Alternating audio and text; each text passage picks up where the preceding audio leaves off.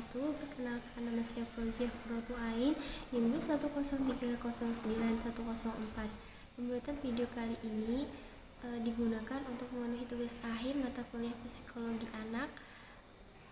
Selamat menyaksikan. Kecerdasan majemuk adalah kecerdasan yang dimiliki oleh setiap manusia. Kecerdasan majemuk pertama kali dikemukakan oleh Howard Gardner yang menyatakan manusia memiliki 8 kecerdasan. Pertama, kecerdasan linguistik, yang kedua, logis matematis, yang ketiga, kecerdasan spasial, yang keempat, kecerdasan kinestetik tubuh, yang kelima itu kecerdasan musikal, yang keenam kecerdasan intrapersonal, yang ketujuh kecerdasan interpersonal, yang kedelapan kecerdasan naturalis. Dalam penerapannya, psikologi anak itu pembelajaran di kelas itu menggunakan pembelajaran di kelas itu disesuaikan dengan perkembangan belajar anak. Misal contohnya untuk anak SD itu disesuaikan dengan keterampilan baca, keterampilan menulis, dan keterampilan berhitung. Kemudian ada pembelajaran yang berpusat pada anak atau kita sebut dengan student centered learning, yang membuat anak aktif dalam belajar tertentu sehingga dia bisa memahami apa yang diajarkan oleh kita, oleh para pembelajar. Ada pembelajaran yang memperhatikan keberagaman atau toleransi. Dalam penerapan psikologi anak, dalam pengembangan sistem pendidikan yang merata dan berkualitas ini di Indonesia itu perlu dikembangkan lagi, perlu ditingkatkan, karena menurut saya itu dalam pengembangan ini tuh masih kurang gitu, seperti itu. Terima kasih.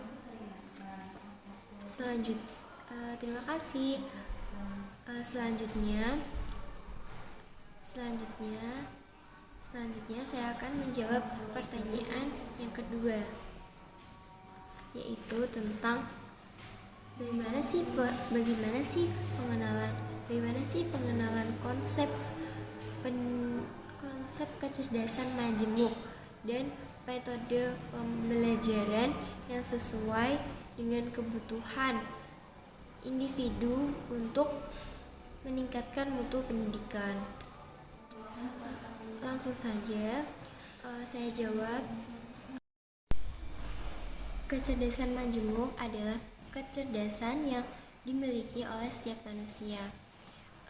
Kecerdasan majemuk pertama kali dikemukakan oleh Howard Gardner yang menyatakan manusia mempunyai 8 kecerdasan, yaitu yang pertama kecerdasan linguistik, yang kedua logis matematis, yang ketiga kecerdasan spasial, yang keempat kecerdasan kinestetik tubuh, yang kelima itu kecerdasan musikal, yang keenam kecerdasan intrapersonal, yang ketujuh kecerdasan interpersonal, yang kedelapan kecerdasan naturalis. Untuk meningkatkan mutu pendidikan dalam konsep kecerdasan majemuk, dalam konsep kecerdasan majemuk memiliki beberapa cara. Yang pertama itu ada meningkatkan motivasi belajar siswa. Untuk meningkatkan motivasi belajar siswa, guru dapat menciptakan pembelajaran yang bervariatif, yang sesuai dengan kemampuan anak dan keterampilan anak ataupun gaya belajar si anak. Yang kedua itu meningkatkan efektivitas pembelajaran yang sesuai dengan kecerdasan atau kemampuan siswa akan lebih efektif dan efisien. Cara yang ketiga itu adalah meningkatkan potensi yang dimiliki oleh siswa.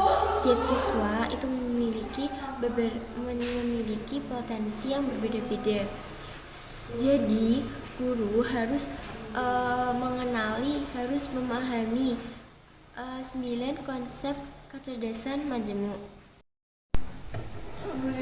Pembelajaran disesuaikan dengan kecerdasan majemuk individual anak untuk meningkatkan mutu pendidikan, antara lain yaitu meningkatkan hasil belajar siswa. Nah, metode yang digunakannya itu sesuai dengan kebutuhan siswa, yang sesuai dengan kebutuhan individu setiap siswa. Yang kedua itu meningkatkan kreativitas siswa. Nah, metode yang digunakannya itu metode yang kreatif, metode pembelajaran yang kreatif dan inovatif. Yang ketiga itu meningkatkan partisipasi siswa. Metode yang digunakannya itu metode yang menarik, metode pembelajaran yang menarik dan membuat siswa yang aktif atau student center learning. Nah, kesimpulannya penerapan konsep kecerdasan majemuk dan metode pembelajaran yang sesuai dengan kebutuhan individu ini memerlukan dukungan dari berbagai pihak. Yang pertama, dari pihak pemerintah. Pemerintah harusnya menyediakan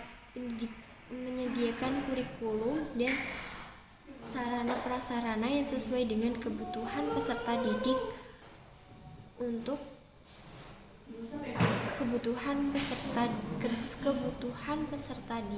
yang sesuai dengan kecerdasan majemuk. Terus yang kedua dari pihak sekolah. Nah, pihak sekolah ini memberikan pelatihan kepada guru mengenai kecerdasan majemuk dan metode pembelajaran yang inovatif untuk kebutuhan belajar siswa. Nah, dari pihak guru, dukungan dari pihak guru yaitu guru dapat memberikan pembelajaran yang kreatif.